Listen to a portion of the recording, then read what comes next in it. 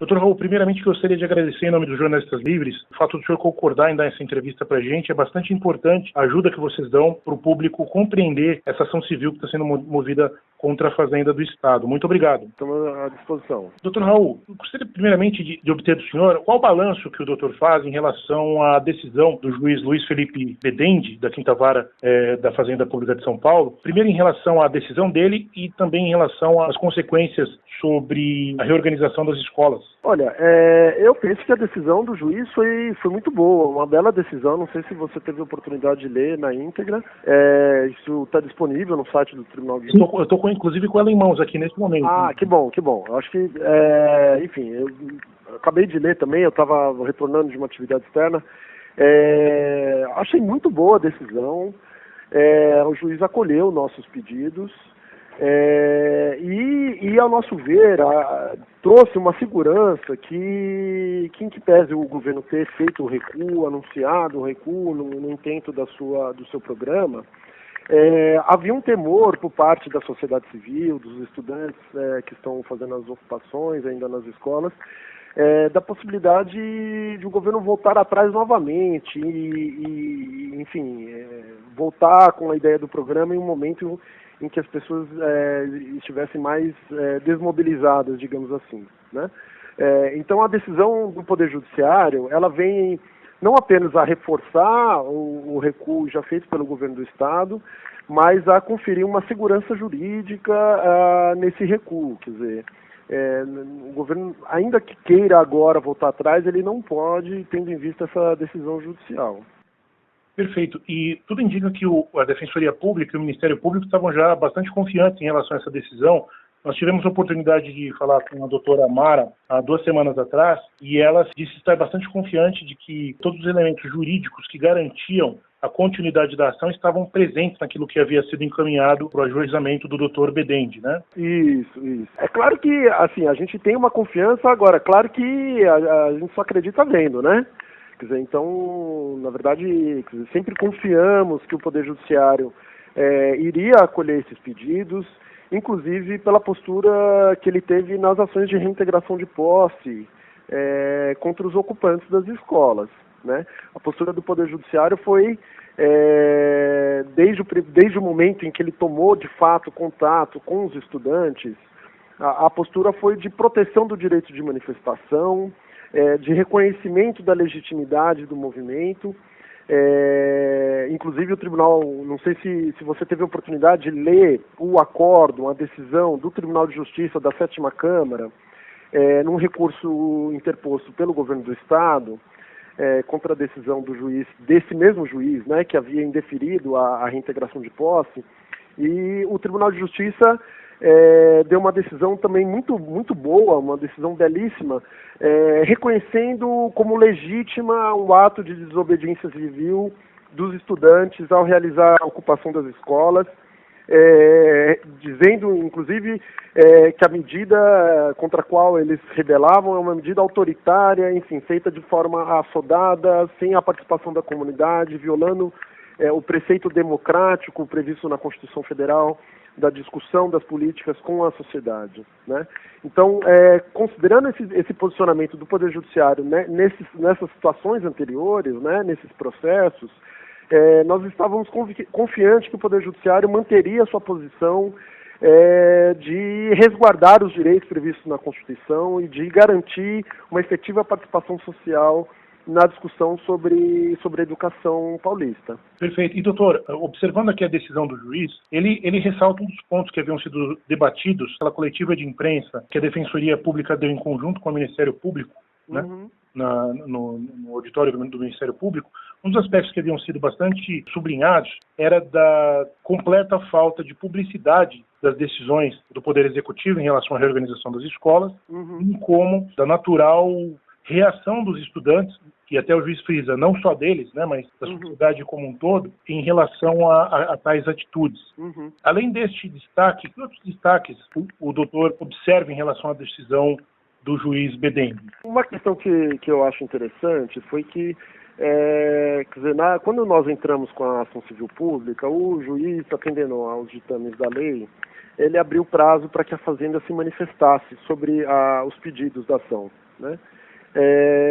A Fazenda Estadual, o governo do Estado, se manifestou, primeiro dizendo que, como o governo já havia recuado, né, que o processo, então, perderia o sentido, que o processo, então, deveria ser julgado extinto, né, sem julgamento de mérito, extinguindo toda a ação, porque supostamente, né, segundo a alegação do governo do Estado, o recurso já havia sido realizado e não haveria mais sentido, então, na continuidade do processo.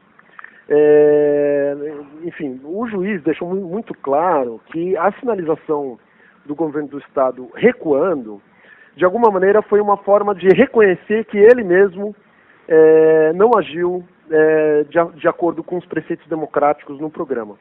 Quer dizer, o que o governo do Estado, de alguma maneira, quis usar para extinguir o processo, o juiz considerou isso como uma forma, como uma espécie de um reconhecimento que o Estado fez sobre os pedidos, né?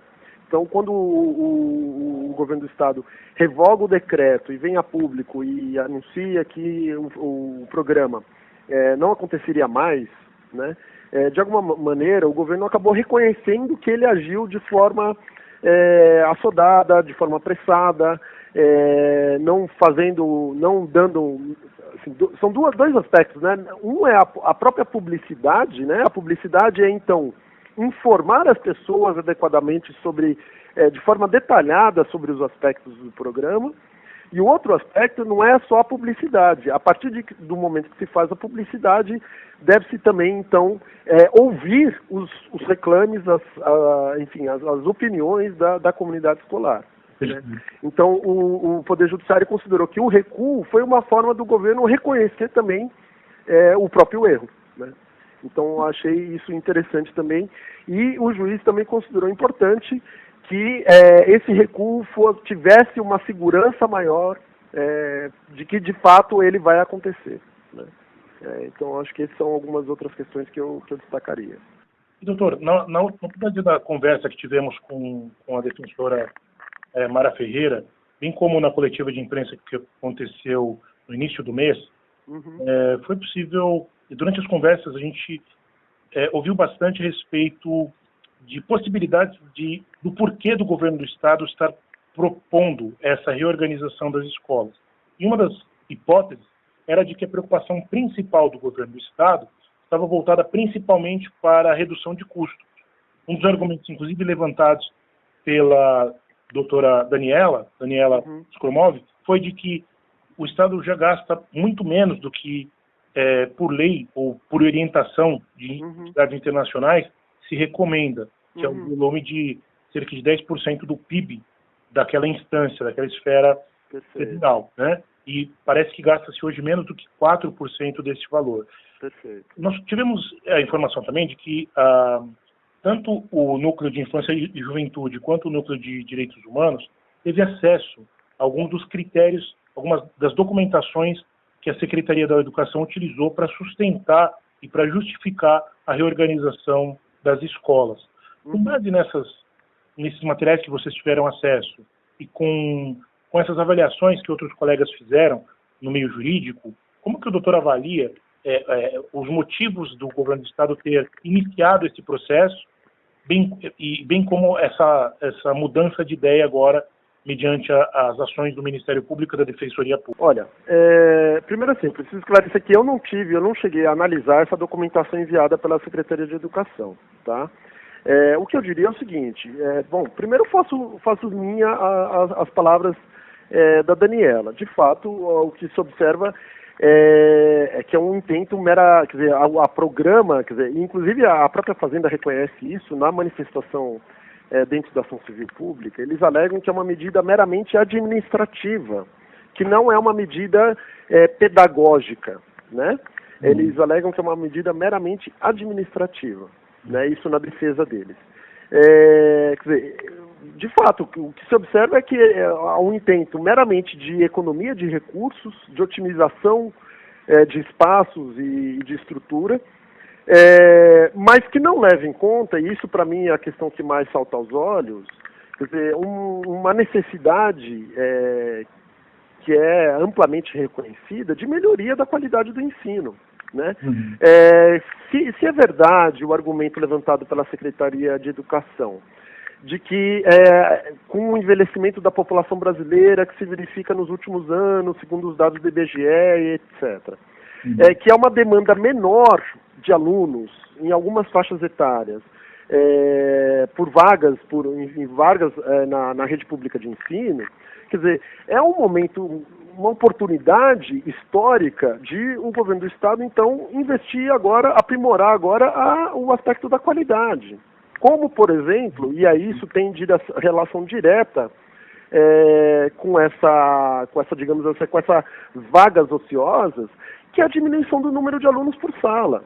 Quer dizer, hoje a rede estadual algumas salas contam com 30, 40 alunos por sala. 40 alunos por sala. É muita gente. Né? E é óbvio que essa quantidade de alunos por sala compromete a qualidade do ensino.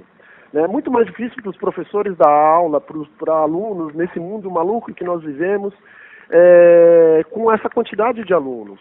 Quer dizer, para os alunos também é muito pior, porque eles têm menos atenção dos professores para suas dificuldades. Né? Então, se de fato há uma procura menor, há uma demanda menor, existem vagas ociosas, então que se diminua. Não vamos fechar escolas, vamos diminuir o número de alunos por sala. Tá certo? Quer dizer, isso seria uma medida que estaria de fato preocupada com a melhoria da qualidade do ensino. Né? E é um pouco desses reclames que a comunidade escolar, que a sociedade civil tem feito nessas mobilizações. Né? Quer dizer, se de fato a situação é essa, quer dizer, vamos então aprimorar a qualidade do ensino, não racionalizar recursos e diminuir os gastos. Né? Quer dizer, as medidas muitas vezes elas são vistas meramente com um viés economicista, né? Como se fosse uma mera questão de gestão de pessoal, de otimização de recursos, de estruturas e etc. Mas não, a gente está falando sobre o futuro do nosso país. A educação é o futuro do nosso país. Né? Quer dizer, e a gente ter um ensino com maior qualidade, ele é fundamental para o nosso futuro. Né? Quer dizer, para a gente melhoria de todos os aspectos da vida, desde a saúde da população, índices de violência, enfim, uma educação de qualidade, ela afeta em quase todas as outras esferas da vida pública. Exatamente. E não só da vida pública, da vida privada, né? Os índices de violência doméstica, de violência contra as chamadas minorias, né? Tudo isso está ligado à educação. Quer dizer, se a gente melhora a educação, a gente vai ter uma melhoria da qualidade de vida geral da população, em todos os aspectos, né? Então, e aí, além disso, né, quer dizer, uma outra questão que está relacionada também, ao meu ver, isso aí é uma opinião pessoal, tá? Isso não tem um viés jurídico, mas muito por conta das leituras que eu fiz, enfim, de textos de especialistas, é que, de alguma maneira, essa medida, esse programa do governo do Estado, ele, de alguma maneira, visava, num futuro não tão longe assim, na verdade, pavimentar o caminho para a terceirização da educação. O que é bastante preocupante. Um fenômeno que a gente já observa na saúde, né, com as chamadas OS, né, as organizações sociais que acabam prestando serviços no lugar do poder público, em vez do poder público prestar o serviço diretamente, contratando funcionários, e aí qual que é o objetivo? Com a terceirização, você promove uma precarização das relações de trabalho também. Exatamente. Doutor, encaminhando aí para o final da nossa entrevista, qual a perspectiva do doutor, da Defensoria Pública, né, principalmente, também, se o doutor quiser também apresentar pelo coletivo, também quais as intenções, ou seja, as perspectivas e esperanças ou expectativas que o doutor tem, que a instituição tem em relação ao desdobramento da ação civil pública que foi movida e dessa primeira decisão do juiz Bedente, e qual a expectativa de desenvolvimento desse processo, não só jurídico, mas o processo político como um todo? Juridicamente, dentro da ação civil pública, o juiz abriu agora prazo para o governo do Estado apresentar contestação, né? Contestação é a peça de defesa da outra parte, né? Então, quando você entra com um processo contra alguém, essa peça é a petição inicial, né? A petição inicial é o pedido inicial ao juiz. O juiz recebe esse pedido, ele vai analisar se há esse pedido liminar, ele vai dar ou não vai dar, e aí depois ele abre prazo, então, para outra parte, o réu do processo, se defender, certo? E se manifestar sobre os pedidos. Então é isso que aconteceu agora, certo? Então o juiz agora abriu prazo de 60 dias para o governo do estado se defender dentro desse processo. E esse processo vai seguir, tá? De um aspecto mais geral, mais político, o que eu diria é o seguinte: a reorganização então foi barrada, o ano que vem o calendário escolar, enfim, o funcionamento escolar vai se dar de acordo com o que já aconteceu esse ano, e o governo do estado deve, isso segundo a decisão do juiz, abrir então um calendário de debates e discussões que nós entendemos, inclusive, que não deva se restringir à proposta de reorganização que é a vontade do governo do estado. Ela deve ser mais ampla do que isso, né? Abarcando todos os problemas que envolvam a qualidade do ensino, né? E com ampla participação da comunidade escolar, de professores, de alunos, de pais, enfim, de funcionários em geral, tá certo? Então, esperamos, a nossa expectativa é que a gente tenha um ano de 2016 bastante produtivo no que se refere à participação, ao processo democrático dentro do sistema de educação, do sistema público de educação, que a comunidade, os estudantes, os pais, os professores se engajem nessas discussões, e eu acho que o sistema público de ensino tem muito a ganhar, né, se de fato houver, se a comunidade se engajar de verdade nesse processo.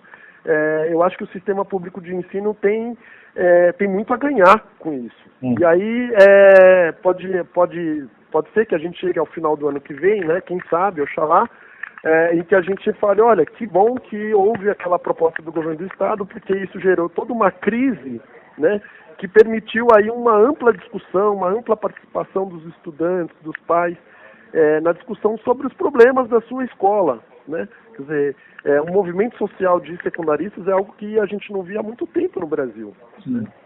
E a gente vê, então, estudantes secundaristas bastante engajados, mobilizados, vitoriosos, porque eles conseguiram, sim, barrar um projeto que ia prejudicar o cotidiano deles, né?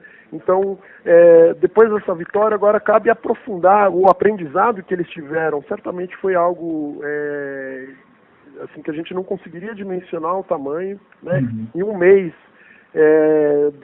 né, de todas essas mobilizações, certamente eles aprenderam mais do que muitos anos, talvez, de aulas de história, de geografia, de português, de matemática e tal.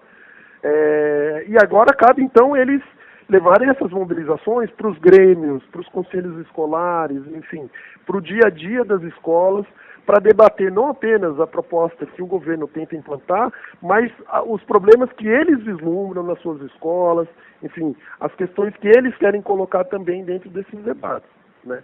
Para que, ao final do processo, a gente tenha aí um saldo não apenas um saldo democrático, de ganho para a democracia, de participação social, de participação da sociedade dentro dos processos decisórios nas políticas públicas, mas que, quem sabe, né, a gente consiga ter, aí sim, um avanço na conquista de direitos dentro do sistema de ensino. Porque essa vitória toda que a gente conseguiu foi para que as coisas continuem exatamente do mesmo jeito, né? Ou seja, bastante precário, né? Quer dizer, foi uma vitória muito boa a ser comemorada, mas que é para continuar do jeito que está, né? Então, esperamos que a vitória alcance um dia um avanço, de fato, na melhoria do ensino, da qualidade da educação e etc. Perfeito. Doutor, eu queria agradecer mais uma vez a atenção que o doutor dispensou para a gente hoje. Imagina, eu que agradeço. Até logo, bom fim de ano. Obrigado, tchau, tchau. Um abraço, tchau.